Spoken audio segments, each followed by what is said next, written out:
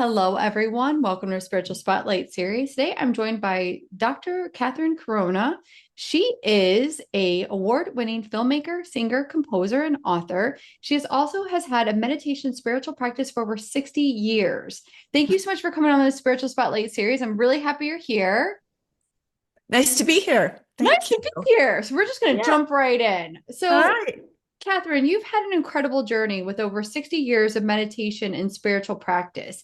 Can you maybe share with us what initially inspired your spiritual path? It it found me despite myself. Oh, love Yes. that. So what happened was when I was about 19, I lived on a ranch up in the mountains outside of Boulder, Colorado. I live in Boulder, Colorado now. And I lived in this little two-room, no running water above the barn place that was just great. I loved it. And there was a big ranch house. In the ranch house moved in some people that followed Sufi traditions. Mm, Sufi is sort of an esoteric arm of Islam. The whirling dervishes, if you've yeah, seen the men with the big, they practice what's called the sound current, the voice of God in Hebrew, the flow of the energy from creation that comes from the spiritual heart. And they lived right next door. And then they moved out. And when they had a teacher there that was renowned, and he was from Europe, and I didn't know anything. I was studying the hard sciences in college. I knew nothing about the woo-woo spiritual right. world.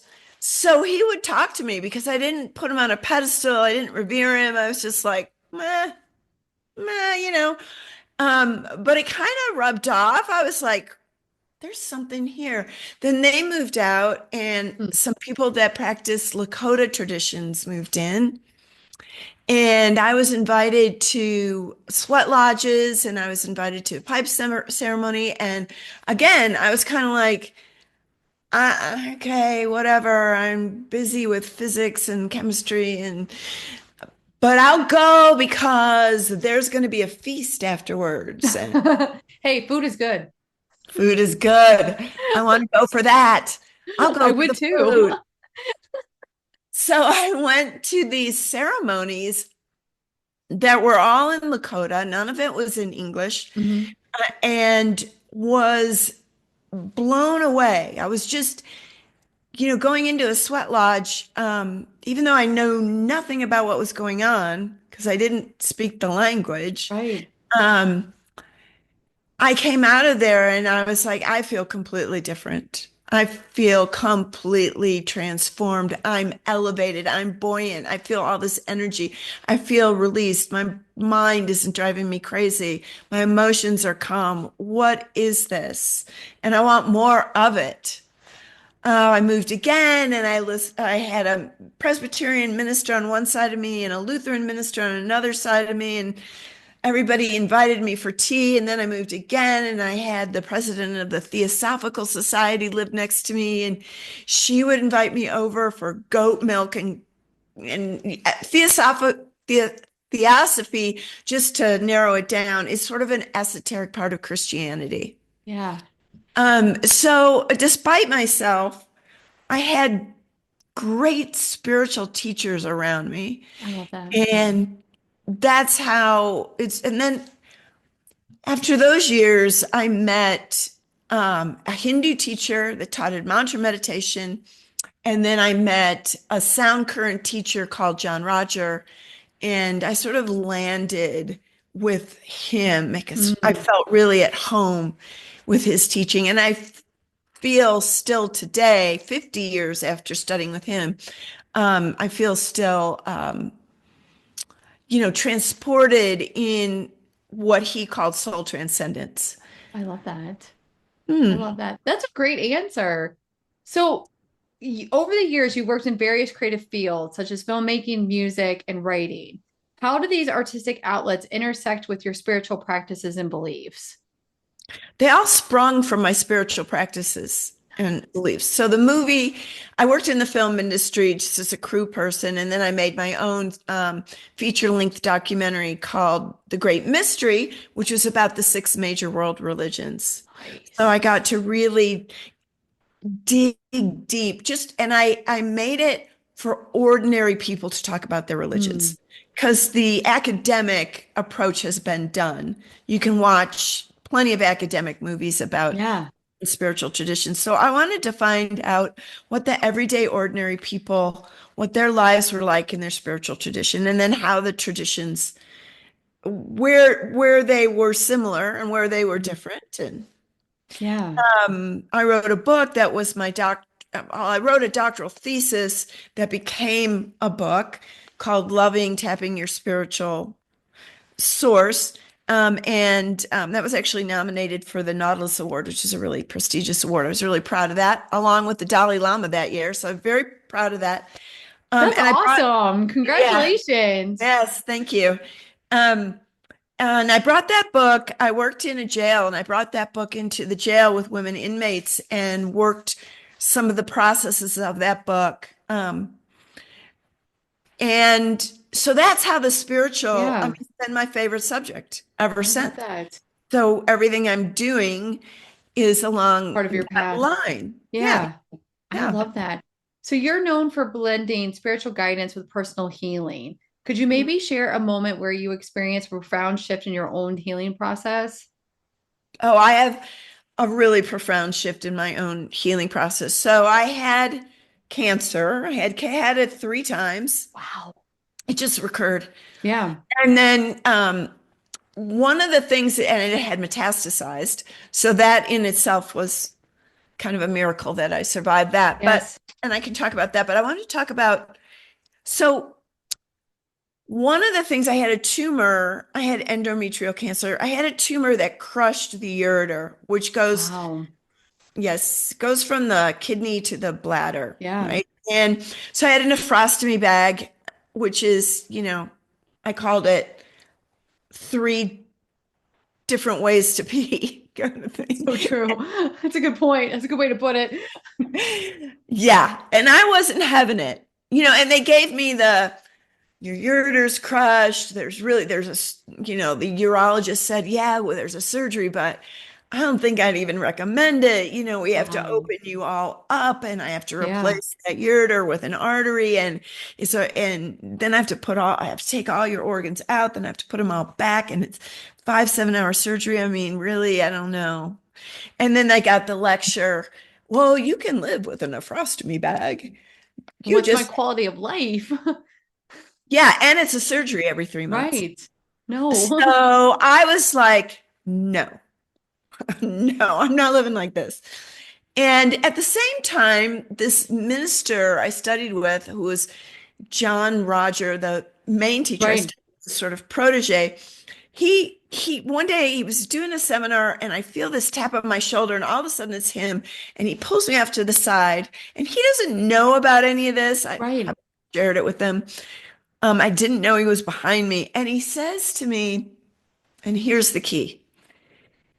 You take your soul, which is perfect, and you put it in your body in the places that have a disease. Yeah. And nothing that is not perfect can be in the presence of the soul. It's Wow. profound, right? Yeah, absolutely. Absolutely. So I made an exercise out of it. And every day, actually, I did it at night to be really specific. I would just mock up in my imagination, but then it was real.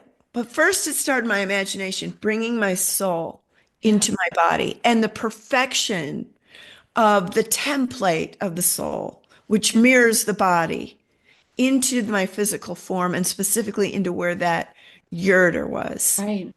And I just would hold there for a few seconds Right. in the consciousness of that. Yeah. And then I did that every night, every night, every night. And it was about the third magic number, 33 nights. And then I woke up one morning and I went, it was not fireworks. I went, this is healed.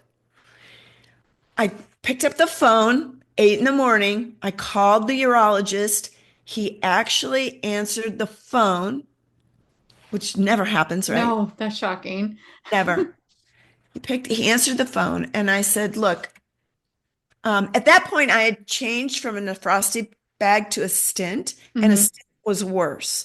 And Yeah. just for your, I know you're a nurse, but for your Oh, viewers, of a course. stint Yeah. just opens up um, that ureter so that the kidney can drain. Right, right, And right. it was so bad. I actually went to the urologist and said, just take the kidney out. Just take it Oh, out. That's how bad it was wow. to live with.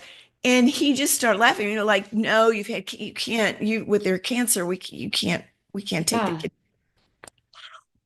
So at that point I had a stint. And so on the phone, he's on the phone, 8 in the morning. And I said, I would like that stint removed. My ureters healed, my kidneys healed.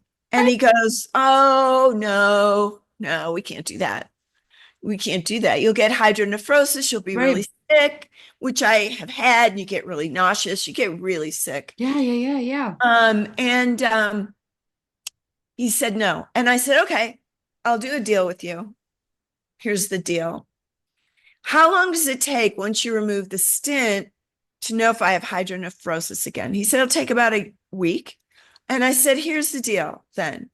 Take out the stent. I'll come back in a week, do a test, which was an ultrasound. Yeah. If I have hydronephrosis, I'll go back to the nephrostomy bag. I'll have you put it in surgically, Yeah. and that'll be that. He goes, okay, I will do that deal with you. So I went the next day. He pulled out the stint. It was awful. I like threw up on the way home. A friend of mine drove me. It was awful. But Wow. anyway, I went back a week later, did the ultrasound. He came in the room and he said, well, I have to tell you, I'm completely surprised, but your kidney is fine. I love that. So he said, but we've we've that you're going to lose that kidney. We have beaten it up so much. We have Right. done so much damage to it with the surgeries and the stent and Right. what at high up. You're going to lose it. And I said, well, why? He goes, well, just the blood vessels and the capillaries in it are just going to die and it'll just shrivel up. We don't have to do anything. So I said, okay, we'll see. We'll see. Well, my kidney is fine, total function. Oh, And I asked him, won't it regenerate? He said, no, kidneys don't regenerate. Livers regenerate, kidneys don't. right, right. Oh, it's fine. So that's one story of how Yeah. that technique works. Of course, I did that story. I did that technique with did I still have cancer at that point? Can't remember now. Yeah. But so that's how you can use that awakening and awareness. So since then, I've made a relationship with my soul, Yes. Yeah. deep relationship by inviting it in, like I did when I was using it as a healing Right. Yeah. template, Right. conjuring up a conversation, listening to its voice, sort of anthropomorphizing it, Right. which you don't actually have to do because it already is it's just a part of you. It's like it's the biggest part of us, right? Hmm. So I've learned over time of developing that relationship with, some people might call it your spiritual self. Right, right, right. People might call it, lots of different names, but it's the part that is eternal. Hmm.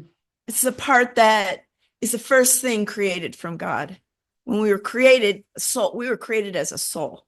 Then we Right. take on this body, these minds, these emotions, and all the levels of our consciousness Right.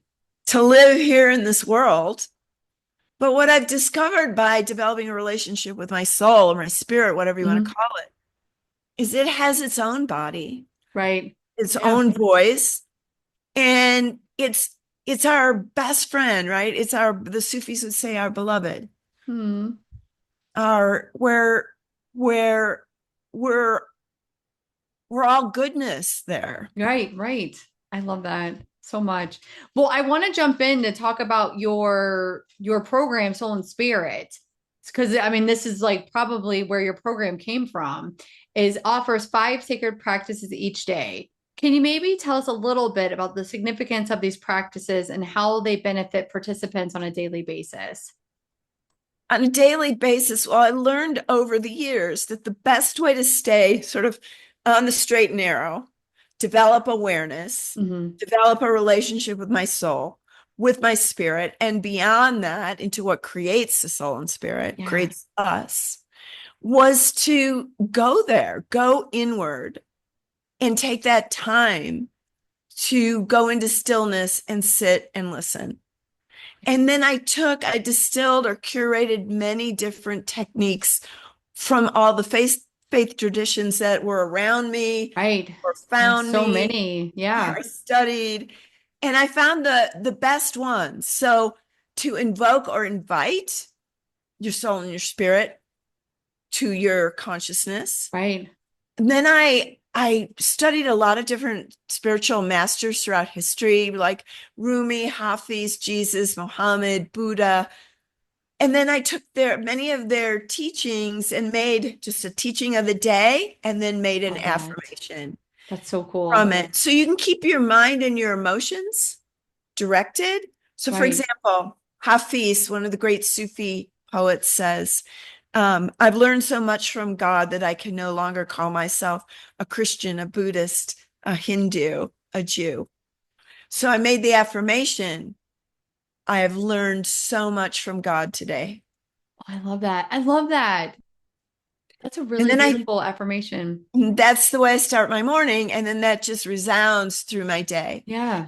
And then I do a chant from Sanskrit. Sanskrit syllables have some of them have a vibe with them, an energy. Right. And so by practicing, just like if you thought of the word love and you said it inwardly to yourself, pretty fast, you're going to feel pretty expanded and wonderful.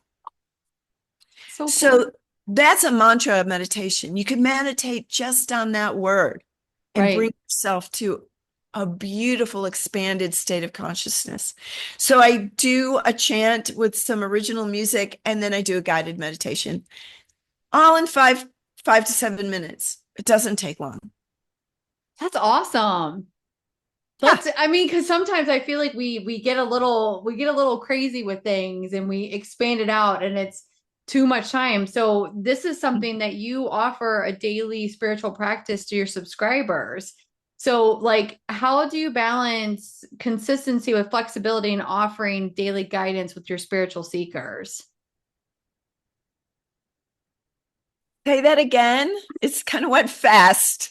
I Um, get excited and I talk fast, everyone. So, like, Good. I love this. I love that you're talking about this is kind of like your daily spiritual practice. And this is something that you also offer as a paid service for subscribers.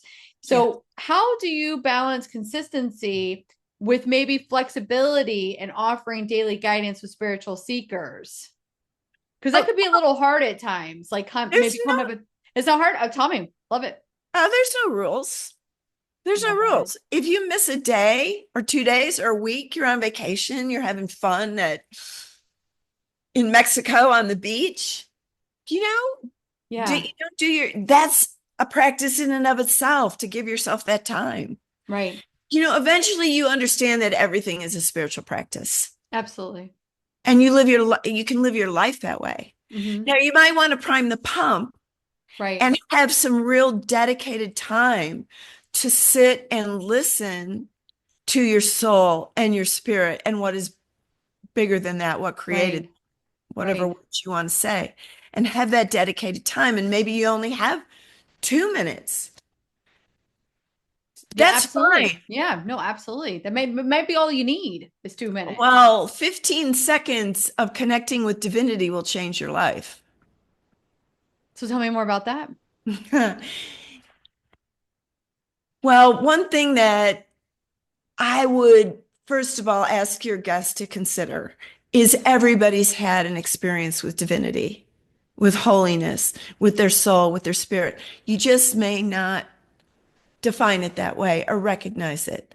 But when you feel your heart get huge, You feel really blissful. Oh, I'm getting goosebumps just talking Oh, I about love it. it. You feel really expanded and you go, you actually don't go anywhere. You just rest in it. Right. That's a spiritual practice. That's a spiritual moment. That's a connection with divinity. Right.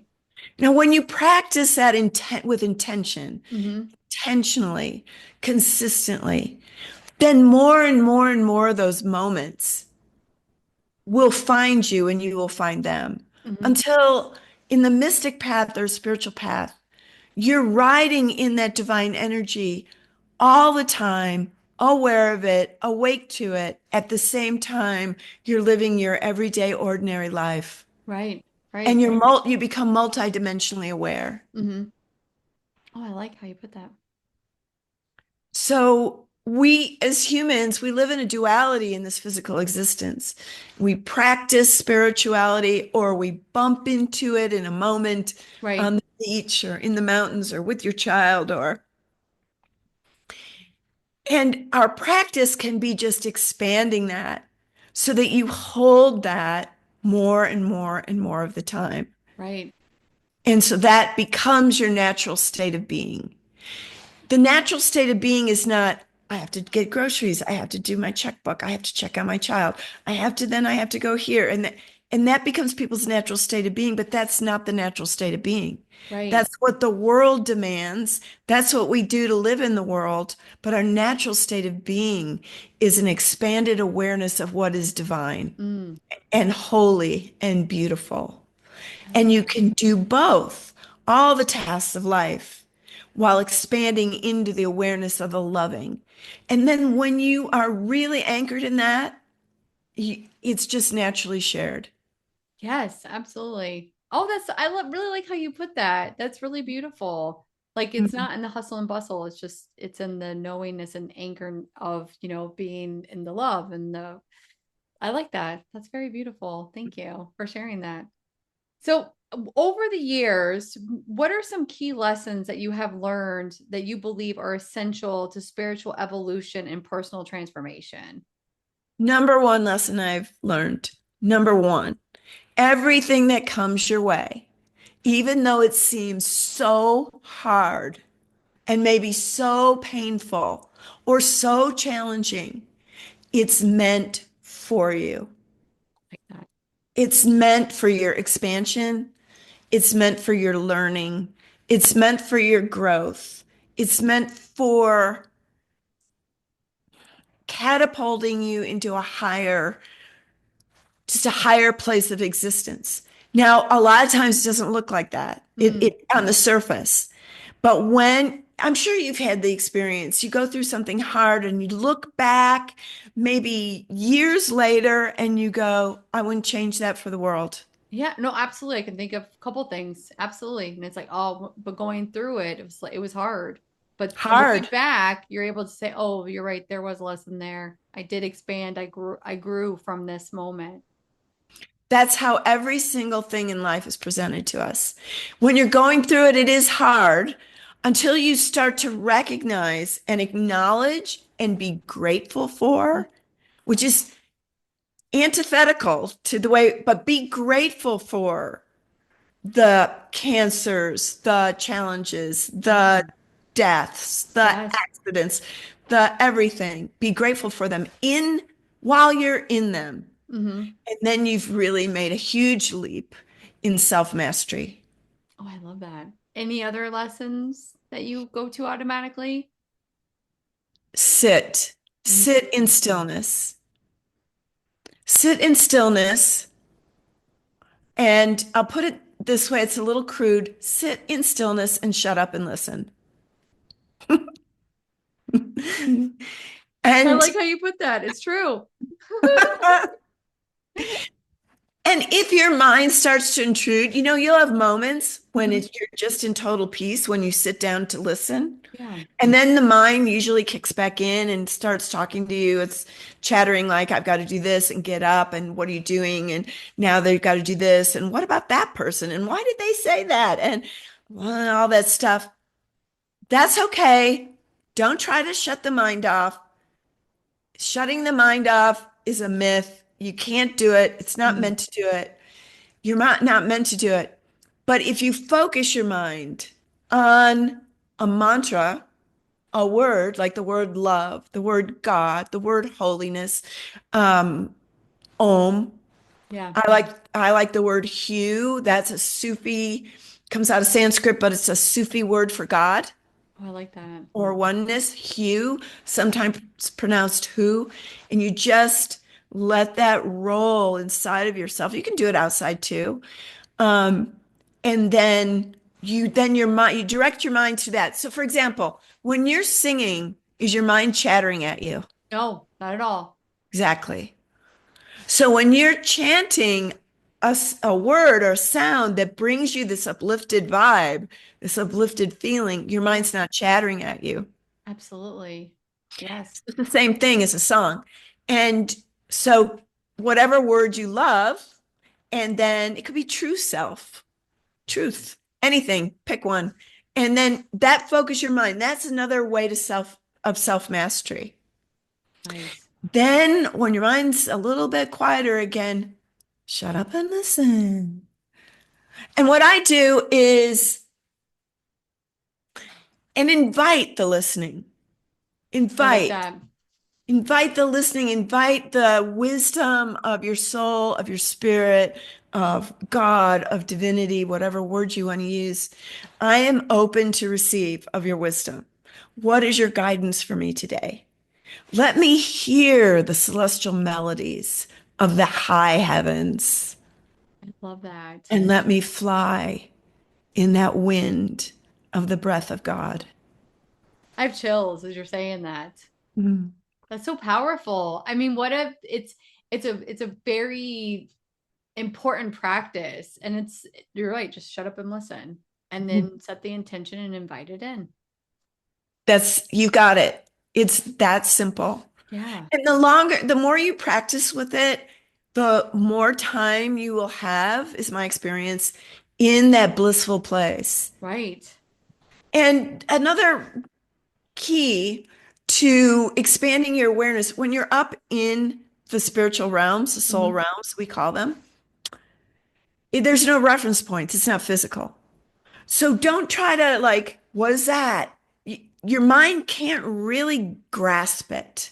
Right, It's not physical. right, But if you start to write down your impressions, your sights, your sounds when you were in your 5 minutes or however long you can do it, you have time for, and you start to write that down, you'll start to be able to recognize the inner terrain and topography of the spiritual realms. yes, yes. So, and it takes time. I mean, I'm Mhm. on the slow path, I guess. I wrote down religiously and disciplined for 25 years. Every Wow. time I came back out of spiritual exercises Mhm. or spiritual practice meditation, and I wrote down. And at first, like the first year I did it, I went, I'm totally making this up. I'm making it up. I don't know that any of this happened. Right, But right, over time, it's like, oh, that's repeating itself. Oh, that's the right, same experience I had. Oh, I'm not making that up. I couldn't think of that if I tried. And then you start it's like this. Let's say you go to that beach in Mexico. You've never been there before. right, right, And it's a different language. It seems really unfamiliar when you first get there. The beach is different. Where am I going? Where are the bathrooms? Where's the food?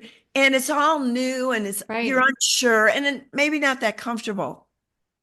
But in a few hours, you kind of got the terrain. You kind of got it figured out. You know where your hotel is or where you're right. staying. Absolutely. You know Yeah. how to get there.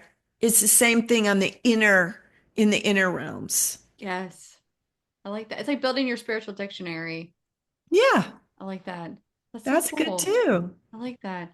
I Your like that. spiritual, Go your ahead. dictionary, your map, your Right, impressions, your colors, your sight and sound. right. And then it just becomes part of who you are. Absolutely. Oh my Just like goodness. if you live wherever you live in your town, that's who you are. That's your home Right, base. right. Well, spirit becomes your home base. Spirit becomes your home base. That's very important. I love that. That's so important. So before I ask you the last question, if anyone is interested in learning more about you or signing up for your programs, your documentary, your book, everything that you do, which is a lot, what is the best place for them to go to? So if you go to soulandspirit.net, or you can look up my name, catherinecorona.com. But soulandspirit.net is better.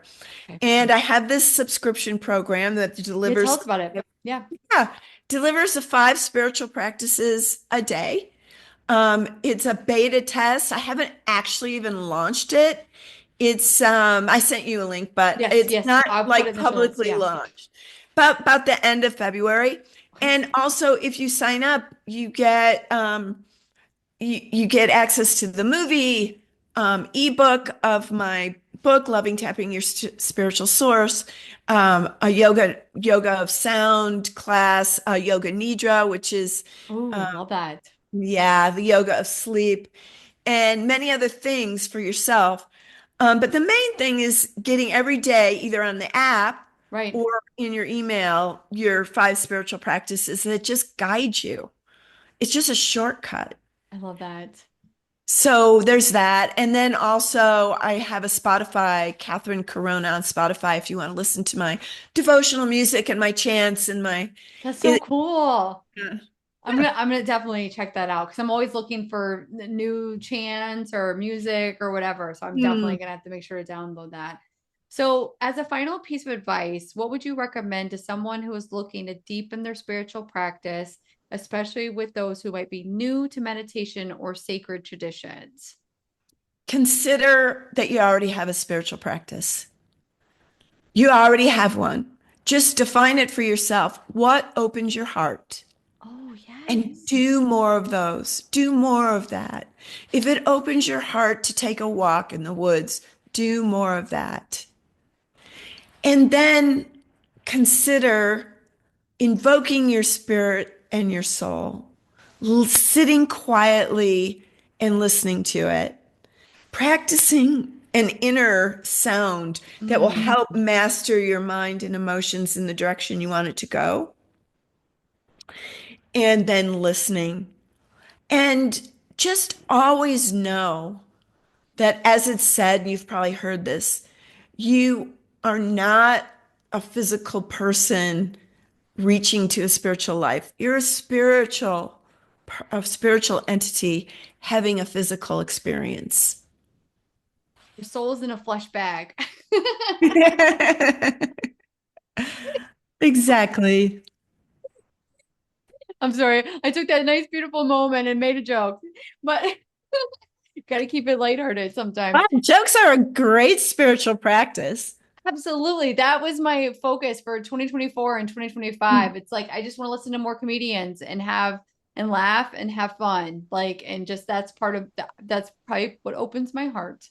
Yeah, there you go. It's great. I think I've watched every single comedian stand up on Netflix that there are. Same. There we go. I love it. And it's been such a joy to me to learn more about different comedians I normally wouldn't have checked out. And then like and now it's like, okay, now I'm gonna actually go see them in person. Like it's Oh, like, yay. it's so fun. Yeah, I have like a list of 4 or 5 comedians that I'm in the process of getting tickets to see. So I'm so excited. I really want to see Leanne Morgan. If I know, is she the blonde lady? Yes. Oh, she's Oh, hilarious. she's hilarious. I Oh, watched her special at least twice and then YouTube clips. oh, oh my I goodness. mean, I love that. she'll bring joy into your heart in 2 seconds. Guys, check her out and check out Dr. Corona. And I want to say thank you so much for coming to the Spiritual Spotlight series. This truly has been amazing to connect with you today. Oh, you too, Rachel. Thank you for having me. I love getting the chance to talk about my favorite subjects because I know what it does for people. I know the Yes. transformation you can have Yeah. in your life. No, absolutely.